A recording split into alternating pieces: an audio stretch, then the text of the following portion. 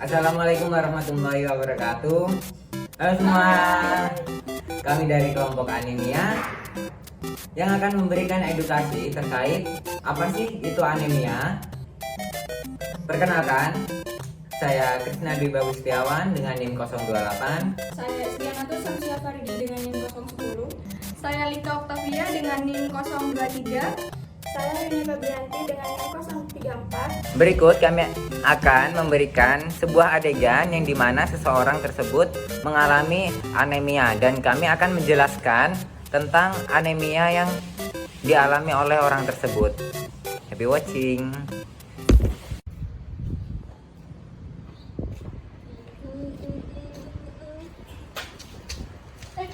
Kak, kenapa kak? Pusing kak. Pusing kenapa? Saya punya riwayat penyakit anemia kak. Tadi udah minum obat. Saya lupa minum tablet penambah darah kak. Dari video tadi menjelaskan bahwa orang tersebut itu mengidap penyakit anemia. Lalu apakah teman-teman tahu apa itu anemia sih? Anemia adalah suatu keadaan yang menunjukkan rendahnya hitungan sel darah merah dan hemoglobin pada tubuh kita di bawah normal. Yang dimana kadar sel darah merah normal pada pria dewasa kisaran 4,7 sampai 6,1 juta per mikroliter darah, dan untuk wanita dewasa kisaran 4,2 sampai 5,4 juta per mikroliter darah. Untuk kadar hemoglobin normal pada remaja itu kisaran 10 sampai 15 gram per desiliter. Lalu untuk kadar hemoglobin normal pada pria itu kisaran 13 sampai 17 gram per desiliter.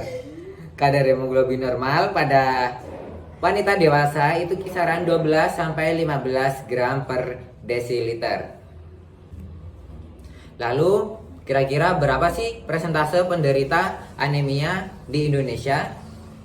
Persentase anemia di Indonesia menurut kelompok populasi paling sering terjadi pada populasi wanita dewasa yang sedang hamil dengan sekitar 50 sampai 70%, diikuti dengan wanita dewasa tidak hamil yang dimana 30 sampai 40%, lalu laki-laki dewasa itu 20 sampai 30%, dan anak-anak usia sekolah itu 25 sampai 35%. Baik, selanjutnya ada penyebab terjadinya anemia. Yang pertama ada kekurangan zat besi. Pada anemia defisiensi besi, rendahnya sel darah merah disebabkan oleh berkurangnya produksi hemoglobin akibat asupan zat besi yang tidak tercukupi. Jadi kita harus mengkonsumsi makanan yang mengandung zat besi, contohnya seperti bayam, tahu, dan lain sebagainya. Yang kedua ada pada masa kehamilan. Ibu hamil sangat rentan mengalami anemia karena meningkatnya kebutuhan tubuh ibu akan zat besi seiring dengan bertambahnya usia kehamilan tersebut. Saat ibu hamil mengalami anemia, darah tidak memiliki hemoglobin yang cukup untuk mengangkut oksigen ke jaringan tubuh ibu dan juga janin. Yang ketiga ada pendarahan. Pendarahan menjadi salah satu penyebab anemia karena tidak darah keluar dari dalam tubuh secara berlebihan. Baik yang terakhir atau yang keempat ada penyakit kronis. Anemia karena penyakit kronis adalah gangguan yang terjadi akibat penurunan kadar hemoglobin sekunder di dalam tubuh karena suatu penyakit kronis. Masalah ini dapat disebabkan oleh berbagai kemungkinan penyakit kronis sebelumnya, contohnya seperti kanker, infeksi, penyakit autoimun, dan lain sebagainya. Kemudian yang selanjutnya, tanda dan gejala apa sih yang muncul ketika kita mengalami anemia? Yang pertama pucat. Seperti gambar di atas, warna kulit kita sedikit banyak dipengaruhi oleh sirkulasi darah yang lancar. Itu sebabnya ketika kadar hemoglobin rendah, kulit tampak berwarna pucat. Kemudian yang kedua, kuku rapuh. Hal ini terjadi karena kekurangan zat besi. Kemudian yang ketiga, tampak gelisah seperti gambar di atas. Seseorang dapat mengalami gejala gelisah atau cemas karena berkurangnya pasokan oksigen yang dibawa oleh sel darah merah ke berbagai bagian tubuh termasuk otak. Jadi akibatnya otak mungkin tidak menerima pasokan oksigen untuk berfungsi dengan baik yang dapat memicu gejala gelisah. Kemudian yang selanjutnya, gejala yang sering muncul ketika kita mengalami anemia adalah yang pertama, sering merasa lelah seperti gambar di atas. Jadi Hb yang kaya akan zat besi ini bertugas untuk membawa oksigen dari paru-paru ke otak dan organ lainnya. Aliran oksigen yang lancar ini akan memperlancar reaksi kimia pada tubuh untuk menghasilkan energi. Jadi jika Hb di dalam tubuh itu kurang, maka akan sering merasa lelah. Kemudian yang nomor 2, sesak nafas. Seperti gambar di atas, karena Hb yang rendah berhubungan dengan pengikatan oksigen saat bernafas, sehingga terjadilah sesak nafas.